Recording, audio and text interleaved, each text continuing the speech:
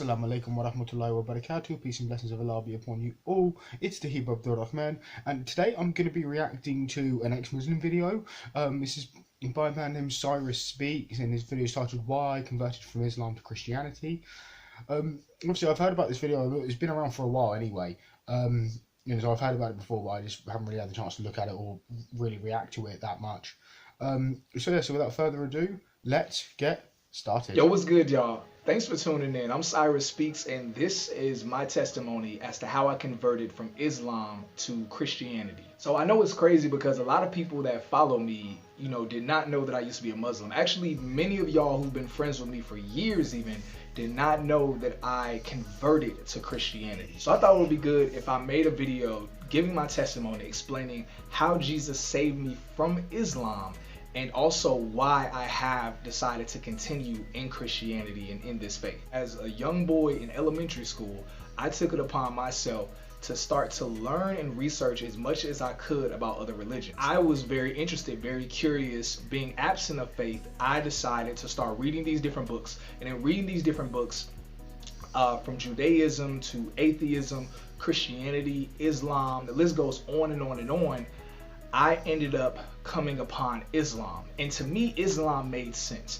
It made sense to me because ultimately Islam teaches that you can get to heaven based off of your good works and good deeds. Islam says you have to do, whereas Christianity says Christ has done on our behalf. So to me, Islam made sense. Islam says you are not born into sin. It says you become a sinner. I was living with my mother and my stepfather. It caused so much friction in the household because they were Christians and I disagreed with Christianity. It caused a lot of conflict, and I actually moved out to live with my eldest sister and her husband, and they were Muslims. So fast forward a few years later, I'm living with my sister and her husband, and I'm in school. And literally, it is the last day of school. This school was out, and I ended up getting into a fight. I actually got jumped. So after I got jumped, I went home to call some friends of mine. My eldest sister, she saw me calling my homies, and she knew it was about to be some drama. So she's telling me, "You ain't about to bring no drama to my house. I ain't about to have no hood dudes at my house trying to make stuff pop off." Literally, while we're arguing, a knock comes at the door. We open the door, and what do you know? It's this white Christian dude at the door. And I say that because at the time I was really dealing with racism as well. So my sister decides to invite him in. I don't know why. She's a Muslim. I'm a Muslim. We don't like Christians, whatever. But she invites him in nevertheless. So he's telling us how he and some of his church members have decided, since it is now the last day of school and now technically it's summer, that he and his staff would invite some of the youth in our neighborhood and close by neighborhoods over to his house. My sister pressured me to go because she said, "You are not about to be getting into some drama. You need to go somewhere where there's some positivity happening." So I'm at this guy's house, and I'm looking around. It's like all these Christians. I had never been around this many young Christians before in my life, especially of different ethnicities, races, so on and so forth. And they chilling, we eating food, we chopping it up, we laughing, and almost out of nowhere, a couple hours goes by, and then this dude is just like, "Hey y'all, we're gonna go ahead and turn some worship music on and start worshiping the Lord." I'm like, "Bro, what? Worship who?" I'm like, man, see, this is why I can't fool with y'all church folk. Y'all Christians, y'all always want to worship and talk about Jesus. It's like, man, I'm trying to have some good food. I'm trying to have some good time. It was a couple girls up in there. I was checking them out. So the crazy part about him saying we're going to start worshiping was that he turned on some music, and it was like some weird hippie music. I mean, it was contemporary Christian music with like an acoustic guitar, but I ain't never heard that. The only gospel music I had ever heard was like that gospel music. So I'm thinking like, what is this weird hippie, "We love you, Jesus," the weird voices and all. I'm like, man, what is this that's going on? What was really crazy to me though was that all of the people in there, all of the kids, the young adults, literally began to worship Jesus intimately, personally, like they knew him personally. Like some would be dancing, some were singing a song, some were down on their knees crying, some were sitting down. Like literally everyone was just worshiping and talking to Jesus privately. And I had never seen that before. So, I'm like, whatever, I'm trying to face towards Mecca because, in Islam, we're supposed to face towards Mecca. when you pray. Probably about 10 minutes went by, and the presence of God filled this man's living room. And I'm not usually a person that talks about like feeling type stuff or spiritual stuff in that way, but there is no other way to explain or describe it than the presence of God literally came in this man's living room, and I experienced it and I felt it. So I'm trying to figure out what it is. I'm thinking like, nah, man, I'm tripping. They put something in the food. They don't spike the food. And I'm like, okay, maybe that's not it. Okay, maybe it's my adrenaline since I got jumped earlier.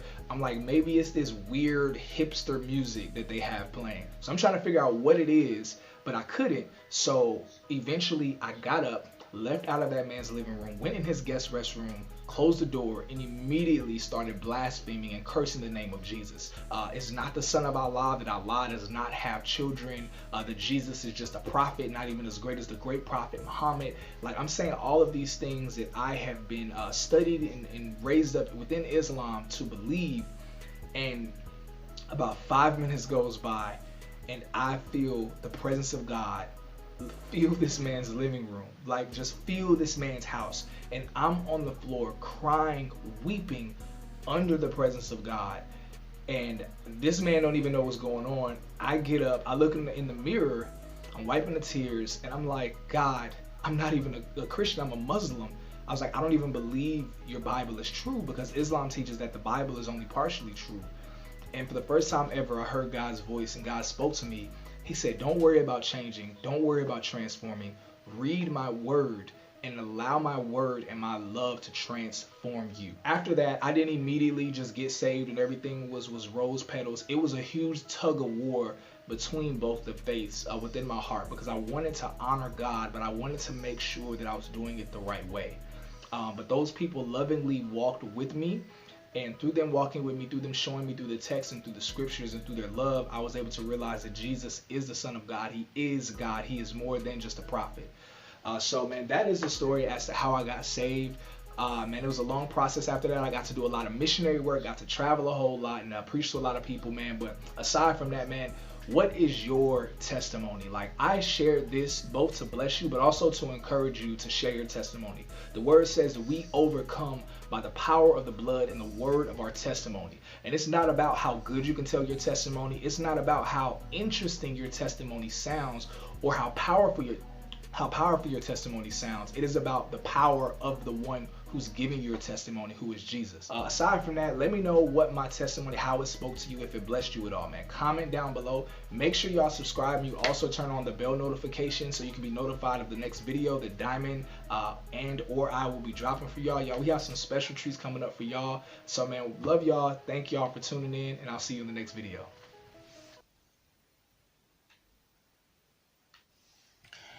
Right, obviously, first things first, obviously, like I said, this man said he was an ex-Muslim, and the first thing I thought was funny is obviously, because obviously, I guess his parents were Christian, and then he moved into his sister's house with her husband, where they were Muslim as well, and obviously, through his own study, he found that Islam was the truth, at least, obviously, from what he said in his story originally. The first thing I have to say about this is the fact that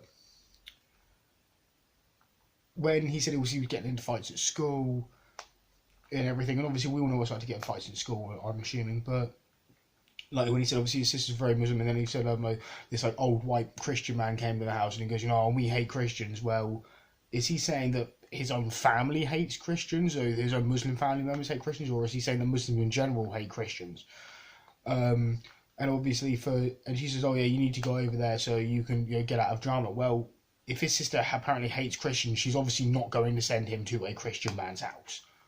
That's just not going to happen. It makes no sense that she would do that. Either he's lying about her hating Christians, or he's lying about ever being a Muslim. That's really one of the only two ways that story can go in that part. Onwards, obviously, when he goes to this man's house, obviously they're singing and clapping and dancing, and obviously he said that he's been a Muslim for a few years, and he's over there checking out women, trying to hook up with women, and it's just like, well, hang on, as a Muslim, you're not allowed to do that. Free mixing isn't allowed. So that's the second part. Obviously he didn't say obviously what type of food they were serving. I don't remember saying anything about meat, but obviously if there was probably should check to make sure that was halal.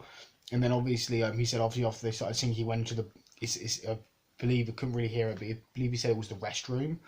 Obviously, if it's the restroom and he starts, blaspheming Jesus, well, for starters, as a Muslim, you're not allowed to blaspheme Jesus. You cannot be a Muslim if you don't support and love and respect Jesus Christ, alayhi salam, as a prophet.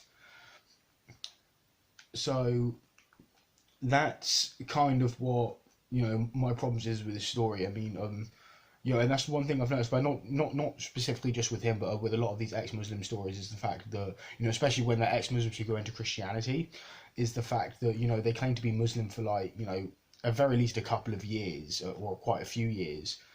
There's some that are out there that say they've been Muslim for 10, 15 years, and then all of a sudden they start discovering this stuff about Islam, and it's just like, well, they said they used to do these things that that any Muslim kind of learns on day one that you're not allowed to do, or if not that you learned it before while looking into the religion.